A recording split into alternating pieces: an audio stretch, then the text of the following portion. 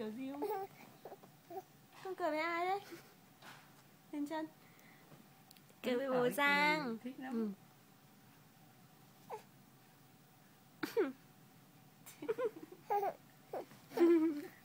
Cười. Múa.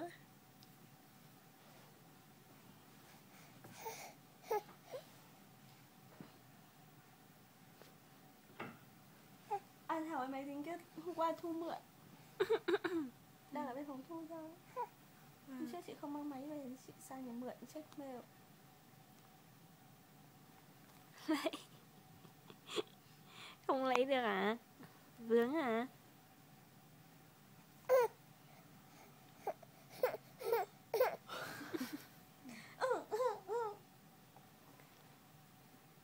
Không đạt được có nào khóc. Mình nó không có đang cười đấy. Vướng không lật được. Number one, number one. Xem mẹ ra cho con lẫy nhá. Lẫy một cái cho nó sảng khoái tinh thần này. Nào, lẫy đi. Nào.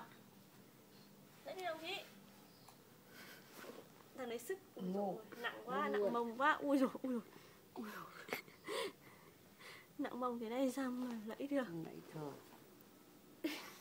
Không, nó nằm này là tẹo nó lẫy. Nó đang lấy sức. Nào, cố lên. Em cái tay nắm vào quần. Cố lên. Cố lên con gái. Ôi giời, sắp được rồi, sắp được rồi.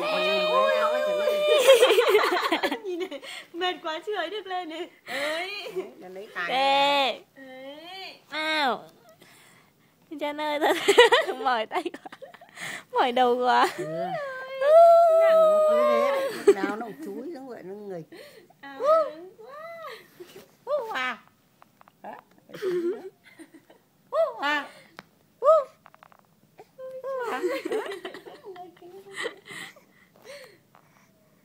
Cười đi, cười đi.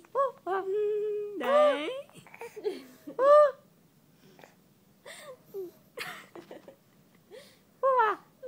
cái chân của con gái kìa.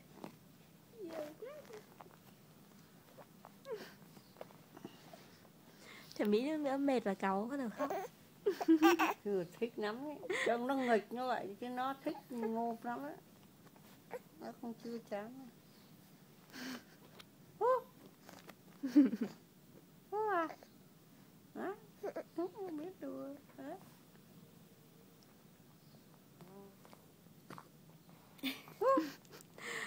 Bẹp hết cả mũi rồi.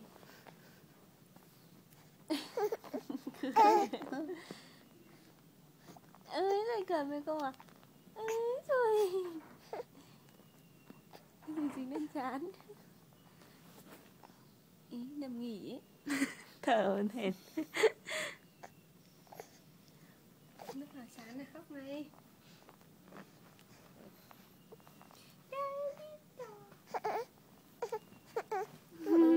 À đây. Đây mẹ làm cho con này.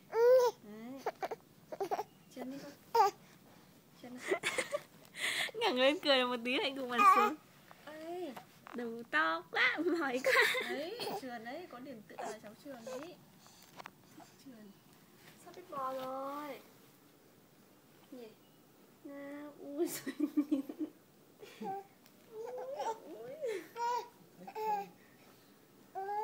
Cười ít con. Mệt.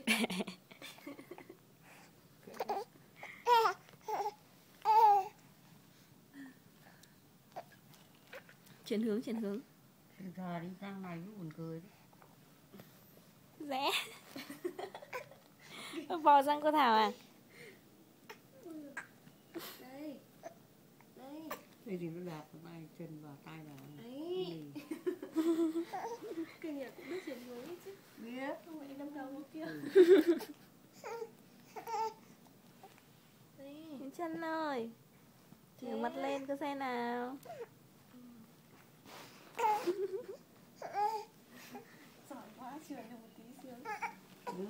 Sướng, thích của nó là thoải mái. Đấy. Tiếp nha.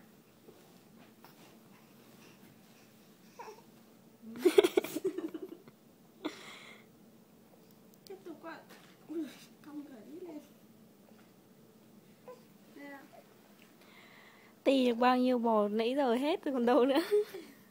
Nào, tiếp nào. Ui giời.